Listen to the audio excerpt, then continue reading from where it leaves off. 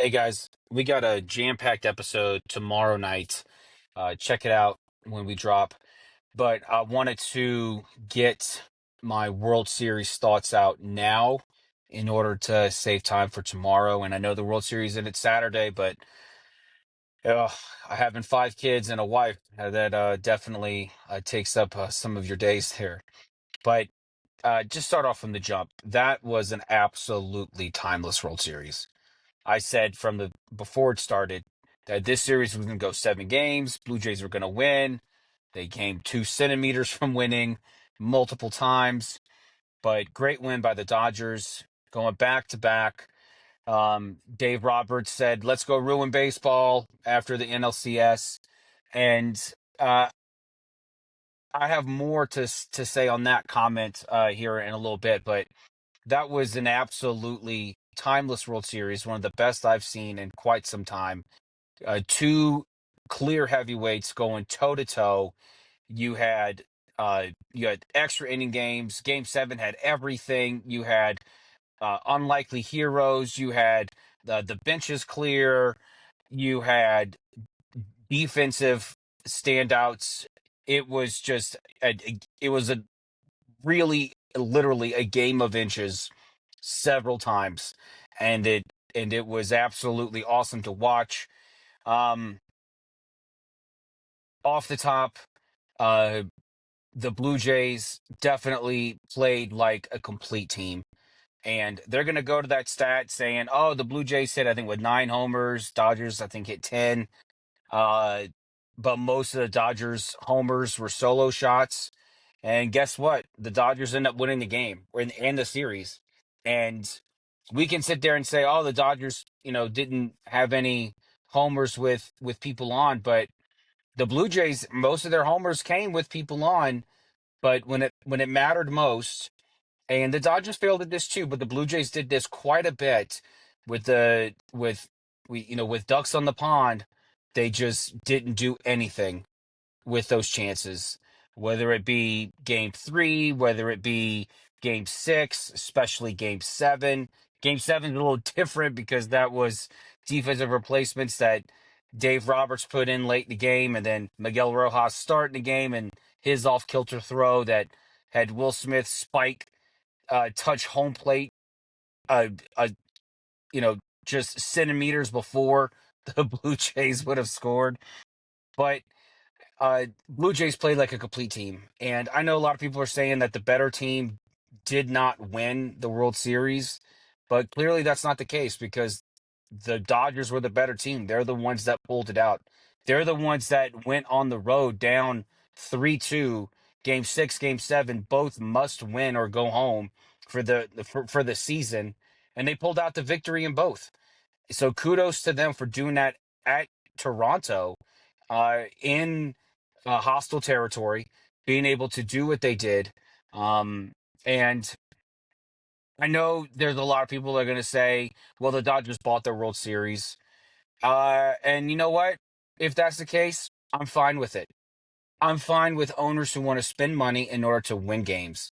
I'm fine with owners who want to spend their own money that they made in order to put a product on the field that the fans who spent their hard earned money to go watch the game can actually have someone to cheer for. I'm sick and tired of people complaining that this was a bought championship. Even if it was, good for them. I wish more owners would spend their money. I'm sick and tired of being sick and tired of small market owners and even big market owners who cry poor, saying we don't have the money to spend. Oh no, we got a budget, we got lines and this and that. And I get, look, there's luxury tiers. Owners who want to spend money get penalized.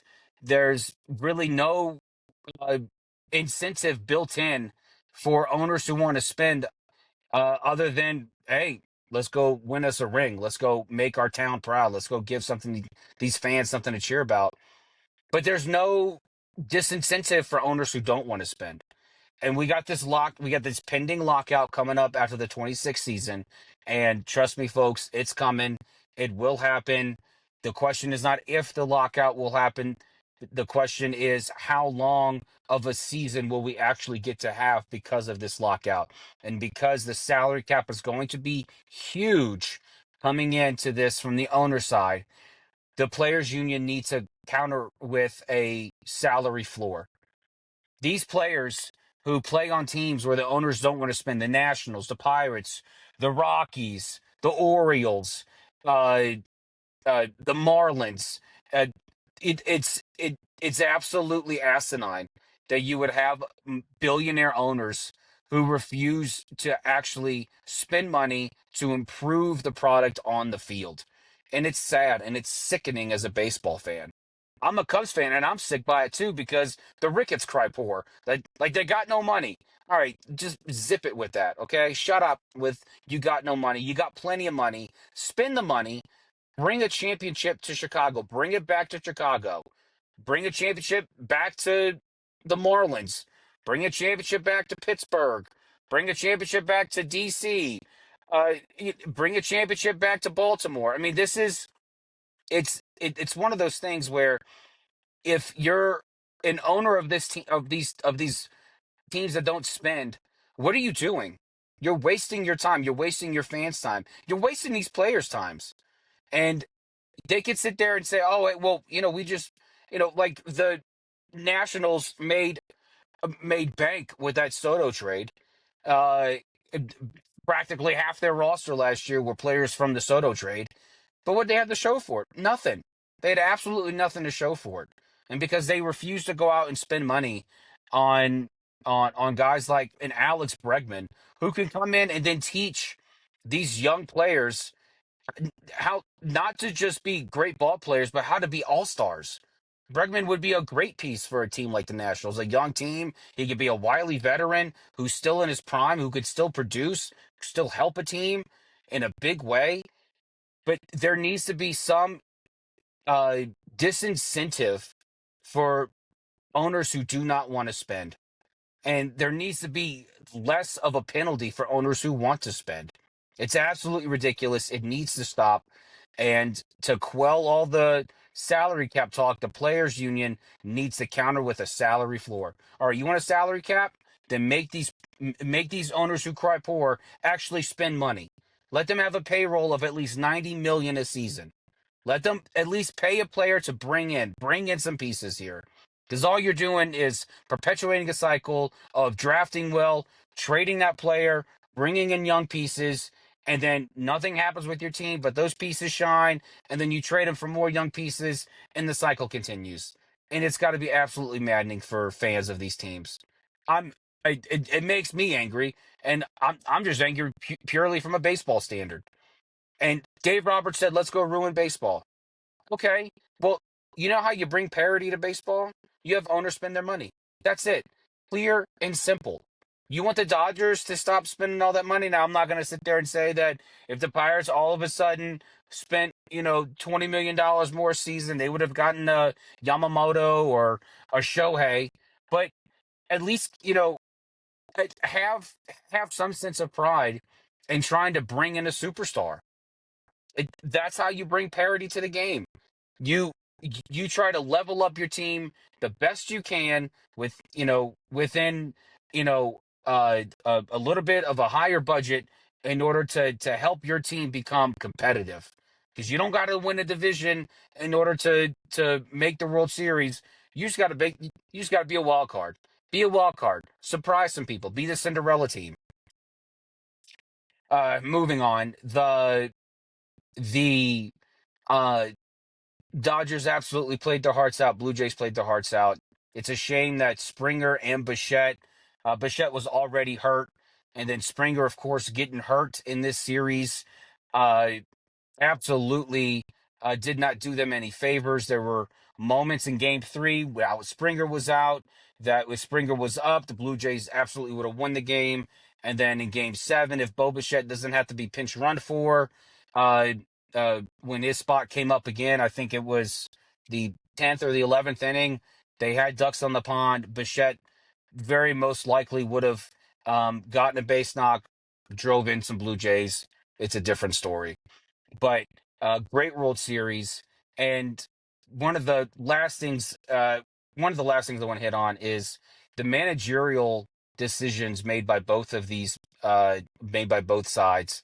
John Schneider, uh, willing to go to the bench, maybe a little bit too early, maybe just a mix and match, but trust in his gut.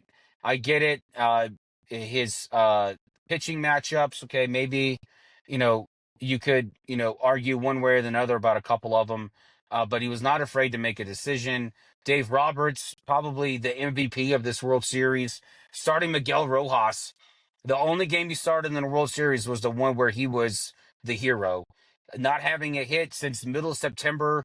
And then, of course, he's the one that comes up and hits the game tying homer.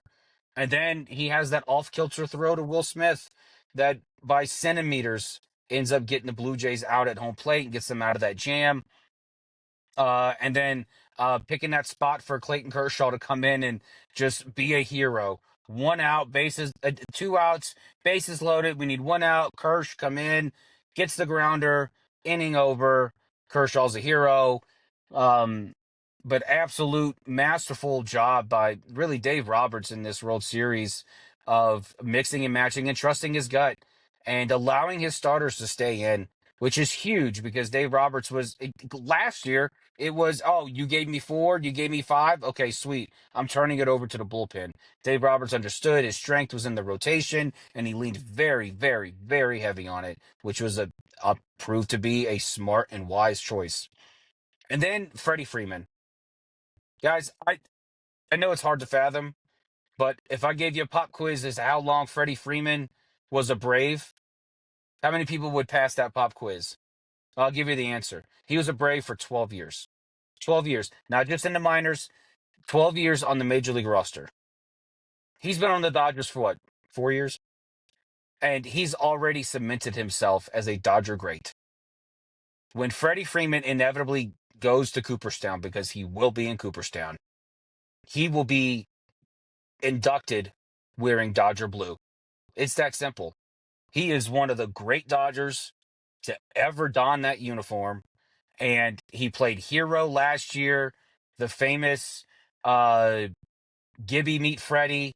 And then this year, of course, uh, in that 18 inning marathon, hits the walk-off homer.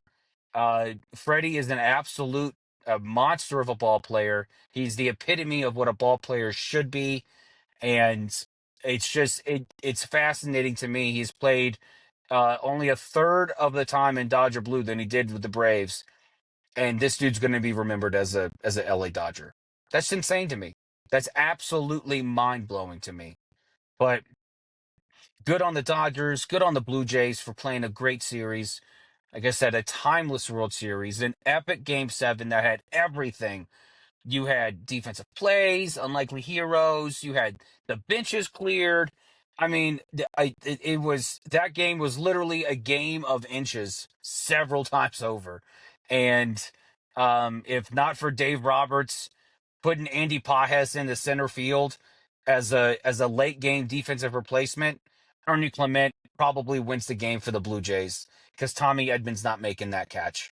He's not making that catch in center field. It's not happening. So good on the Dodgers, good on Dave Roberts, good on John Schneider, good on the Blue Jays. Uh, it just sucks that the series had to end. It sucks that there had to be a loser. But now we can bide our time with free agency and trades and all kinds of fun stuff. You watch KBO, you can watch the Dominican Winter League. You can also just watch football, which is perfectly acceptable. So great season. I'm sad to see it end, but looking forward to this off season. Looking forward to the end of March when the 2026 season begins, and hopefully we can get some more silver linings about a possible non-lockout after the 26th season. I'll see you guys tomorrow. Check it out. We'll let you know when it drops. And until next time, stay thirsty.